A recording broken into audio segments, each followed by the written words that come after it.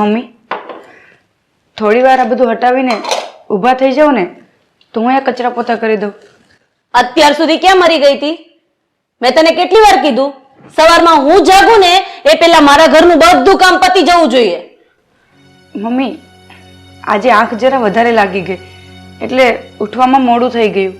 તારો બાપ ક્યાં મરી ગયો તો? એને કહેવાય ને એ કચરા પોતા કરી નાખતે. મમ્મી, તમે આ શું બોલો છો?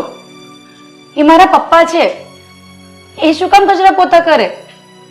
અને તમે એ વાત ના ભૂલો કે તમારા પતિ પણ છે. હા, હું કીધું? પતિ. એ પતિવાળીની એક વાત કાન ખોલીને સાંભળી લેજે. તારો બાપો ખાલી સમાજની દ્રષ્ટિએ જ મારો પતિ છે, બાકી મારી માટે એ ખાલી ચિઠ્ઠીનો ચાકર છે, સમજી? એ કઈ બાજુ ઉપડ્યા? અહીંયા આવો. આ હાથમાં પાકીટ લઈને કઈ બાજુ ઉપડ્યા? હે રાધા, હું આપણી કંપનીની ઓફિસે જ આવું છું. શું કીધું? આપણી કંપની? એક વાત કાન ખોલીને સાંભળી લેજો, એ આપણી નહીં મારી કંપની છે અને મારા પપ્પાએ એ કંપની મને ચલાવવા માટે આપી છે. એ કંપનીના પાયામાં તમારી એક પણ ઈંટ નથી, સમજ્યા? અને બીજી વાત, આજ પછી તમારે ઓફિસે જવાની હવે કોઈ જરૂર નથી. કારણ નહીં પૂછો, પૂછતા જ નહીં. હું જ કહી દઉં, કારણ કે તમારી કરતા તો સારા મારી કંપનીના વોચમેન દેખાય છે, સમજ્યા? મમ્મી, તમે હવે હદ વટાવી રહ્યા છો. પપ્પા સાથે આવી રીતે વાત કરે? થોડી તો ઇજ્જત કરો એમની. એ છોકરી, તું મને સલાહ આપવાની કોશિશ તો કરતી જ નહીં. તને અને તારા બાપને મારા પગની જૂતી બનાવીને રાખીશ, સમજી? હા, તમે બાકી શું રહ્યું છે? તમે અમને બંનેને તમારા પગની જૂતી જ સમજો છો ને? હા, ઘરમાં અમારી વેલ્યુ શું છે? અમે તો બસ બંને કઠપુતલી છીએ. તમે જેમ નચાવો છો એમ અમે નાચીએ છીએ. રવા દે બેટા, મનની ઘૂંટણને મનમાં જ રાખજે. તું એને બહાર નહીં કાઢતી, અને જો બહાર કાઢીશ ને તો સુનામી આવી જશે. અને એ સુનામીમાં આવા કાળ મીંડ પથ્થરને તો કાંઈ નહીં થાય, પણ તારા જેવા કુમળા છોડ તણાઈ જશે બેટા.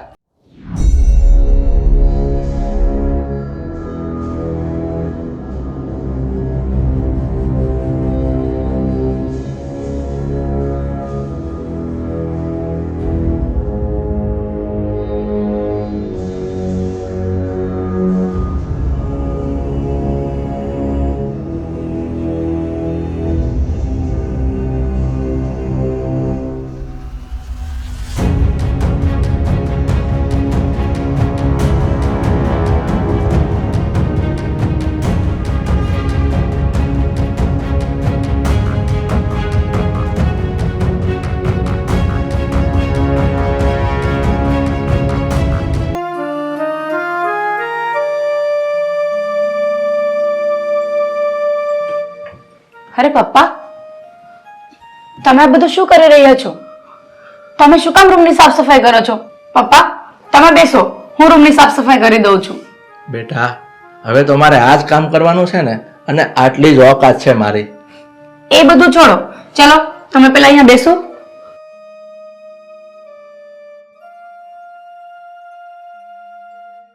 પપ્પા, તમે આવું ના વિચારો. અને કોણ કહે છે કે આ ઘરમાં તમારી આટલી જ ઓકાત છે? અરે, તમે આ ઘરના માલિક છો, ધણી છો તમે આ ઘરના. નહીં બેટા, હું આ ઘરનો માલિક નથી. હું તો ફક્ત આ ઘરમાં પડી રહેલો એક વધારાનો સામાન છું, અને તારી મમ્મીની જિંદગીની સજાવટનો ફક્ત સામાન જ છું.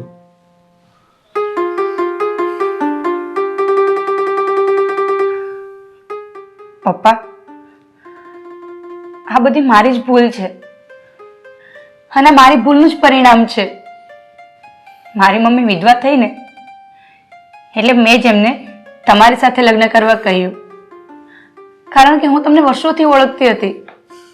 તમે અમારી સ્કૂલના ક્લાર્ક હતા અને મારી મમ્મીએ તરત મારી વાત માની લીધી. એમણે તરત જ તમને લગ્ન માટે હા પાડી દીધી. થોડો ટાઈમ તો મને પણ વિચાર આવ્યો કે મારી મમ્મીએ આટલા જલ્દી કેમ તમને પસંદ કરી લીધા? પણ પછી મને સમજાયું કે મારા મમ્મીને પતિ નહોતો જોઈતો, પતિનું સર્ટિફિકેટ જોઈતું હતું. આમાં તારો કોઈ દોષ નથી. આ તો બધી મારી કિસ્મતનો જ દોષ છે. આ બધું છે ને મારા કિસ્મતમાં મારે ભોગવવાનું લખ્યું હશે, એટલે હું ભોગવી રહ્યો છું. પપ્પા, તમે મમ્મીની વાતને મન પર ના લેતા. આ ઘરમાં હું તમને ઇજ્જત આપીશ, હું તમને પ્રેમ આપીશ, હું તમારી ખૂબ સેવા કરીશ.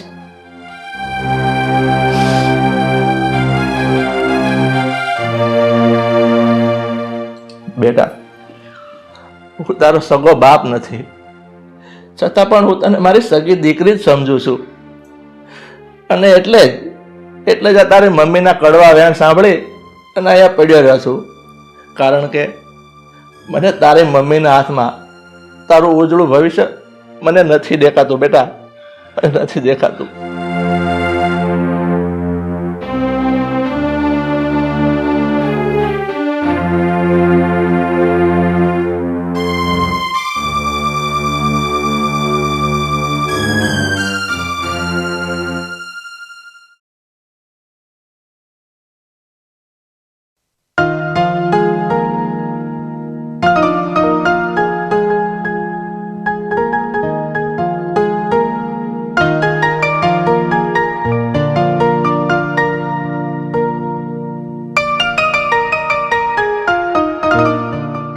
એલા છે કોઈ ઘરમાં?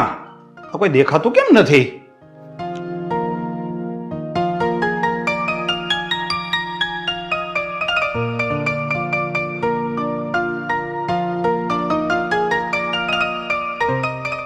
એલા પરેશ, તું પરેશ જ છો ને? હા ભાઈ, હા, હું પરેશ જ છું. પણ તું આ ઘરમાં શું કરે છે? આ નોકરી કરે છે કે શું?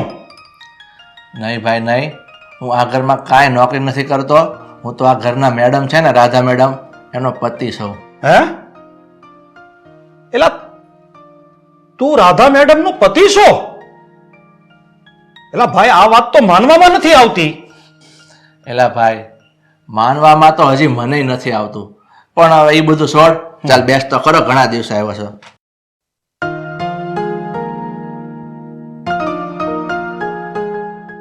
બોલને મનસુખ, તું શું આવ્યો હતો? આ રાધાનું તારે કઈ કામ હતું? હા ભાઈ, હું અહીંયા રાધા મેડમની સાઇન કરાવવા જ આવ્યો છું. મારા શેઠે મને આ ફાઇલમાં એમની સાઇન લેવા જ મોકલ્યો છે, પણ એ ક્યાંય દેખાતા કેમ નથી? એ એની રૂમમાં તૈયાર થાય છે, હમણાં આવતી જશે.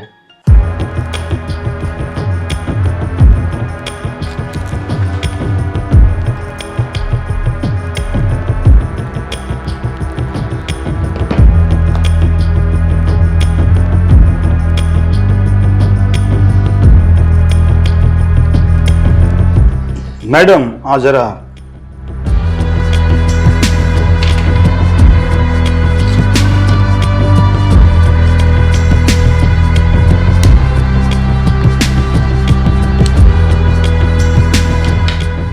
હવે બોલો, શું કહેતા હતા તમને?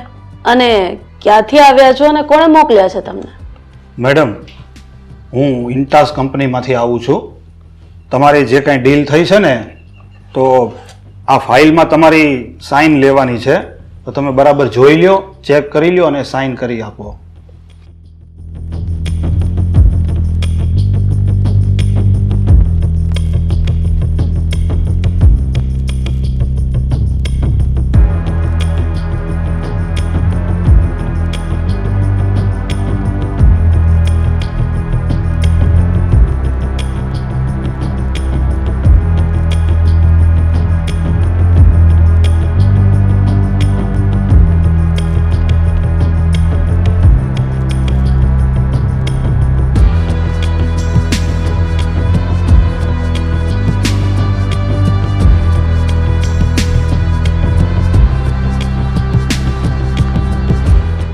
હવે આમ બાઘાની જેમ ઊભા છો હું?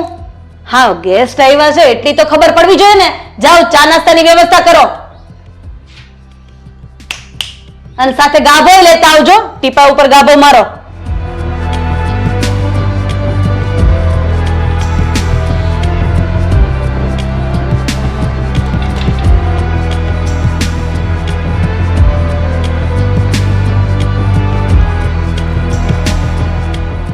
મારું બેટું આ ખરું કહેવાય.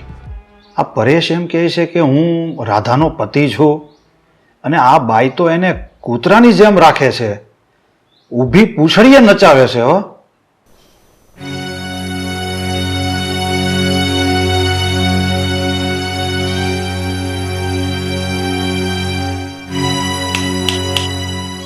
ક્યાં ખોવાઈ ગયા? તમે કેમ અહીંયા બેઠા? ઊભા થાવ. કેમ મારી બાજુમાં બેઠા? મારી બાજુમાં તમે જરાય સારા નથી લાગતા. બસ હો હવે. પપ્પા, તમે તમારી રૂમમાં જાઓ. પપ્પા, મેં તમને કહ્યું ને, તમે તમારી રૂમમાં જાઓ.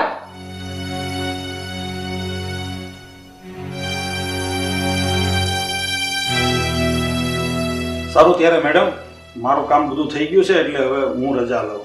અરે હા, ચા નાસ્તો તો લેતા જાઓ. ના ના મેડમ, હું ચા ને નાસ્તો બધું કરીને જ અહીંયા આવ્યો છું. મારે ચા નાસ્તો નથી કરવો, હું જાઉં છું. આવજો.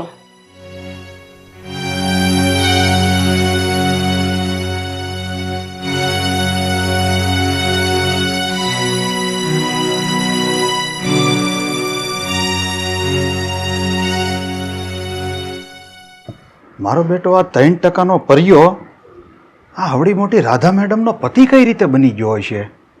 આ પરિયા કરતા તો હું સારો લાગુ છું. આ રાધા મેડમની જોડી તો મારી હારે જામે એમ છે. મારે આમાં કંઈક મહેનત તો કરવી પડશે. હો,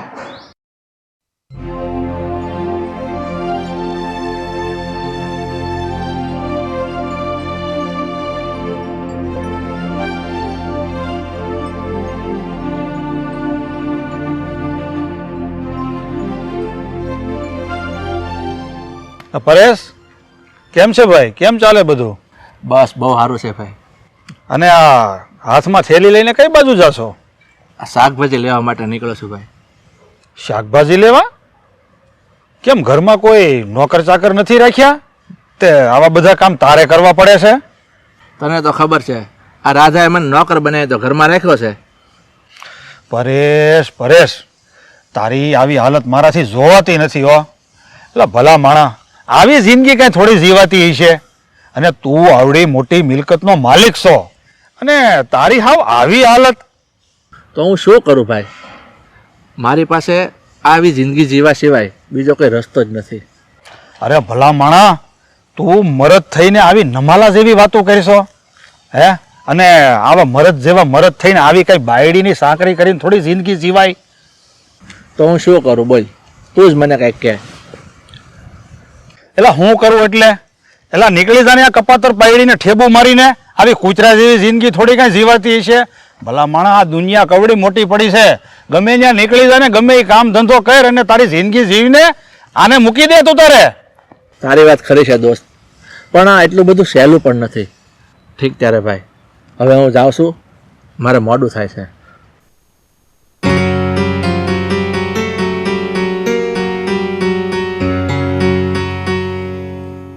પરિયા, એક વખત તું ઘરમાંથી નીકળી જા ને, પછી જોઈ લે આ રાધડીને હું મારી કેમ બનાવું છું.